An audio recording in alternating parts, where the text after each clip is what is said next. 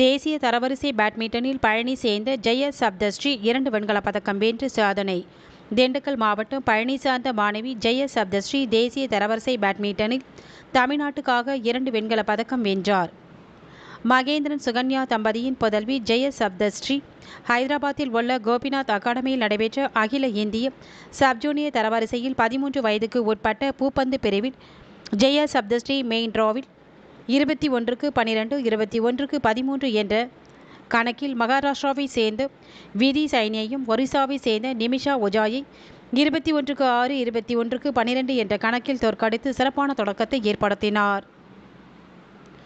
மேலும் காலிறுதிக்கு முந்தைய சுற்றில் தெலுங்கானாவை சேர்ந்த மான்யா அகர்வால் 21-17, 12-21, 21-19 என்ற கணக்கிலும் தோற்கடித்து கடைசி 8க்குள் நுழைந்தார். காலிறுதியில் 10-21, 24-22, 21-19 என்ற செட் கணக்கில் தெலுங்கானாவை சேர்ந்த ஸ்னேகிதா பீரம் என்ற முன்னணி வீராங்கனையை தோற்கடித்து மற்றொரு பெரிய வெற்றியை பெற்றார். தொடர்ந்து அரையிறுதியில் ஹைதராபாத்தை சேர்ந்த தேசிய அளவில் 2ஆம் இடத்தில் இருந்த அவனி விக்ரம் கோவிந்திடம் போட்டியிட்டு வெண்கலப் பதக்கம் வென்றார். இதுபோல இரட்டையர் பிரிவிலும் அருணாச்சல பிரதேசத்தை சேர்ந்த ஜெசிகா சரின் வீராங்கனைகளுடன் ஜோடி சேர்ந்து அரையிறுதி வரை முன்னேறி அதிலும் வெண்கலப் பதக்கத்தை பெற்றார். இவர் தேசிய அளவிலான தரவரிசை பட்டியலின் முன்பிருந்த 6 இடத்திலிருந்து 2 இடம் முன்னேறி 4வது இடத்தை பெற்றுள்ளார்.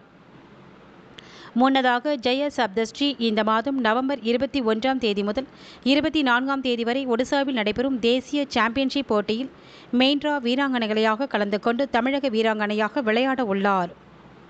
மேலும் இந்த ஆண்டு இவர் 3 வெண்கலப் பதக்கங்களை வென்று சாதனை படைத்துள்ளார். தொடர்ந்து இவர் கூறுகையில், வரும் ஆண்டுகளில் அதிக தேசிய போட்டிகளில் விளையாட இருப்பதால் இன்னும் நல்ல ஸ்பான்சர்ஷிப் கிடைத்தால் இந்த அளவில் தங்க பெண்மணியாக வலம் வர வாய்ப்புகள் அதிகம். அது மட்டும் இல்லாமல் ஆசிய போட்டிகளிலும் ஒலிம்பிக் போட்டியிலும் தங்கப்பதக்கம் வெல்வது எனது கனவாக உள்ளது. எனவே தமிழக விளையாட்டுத்துறை அமைச்சர்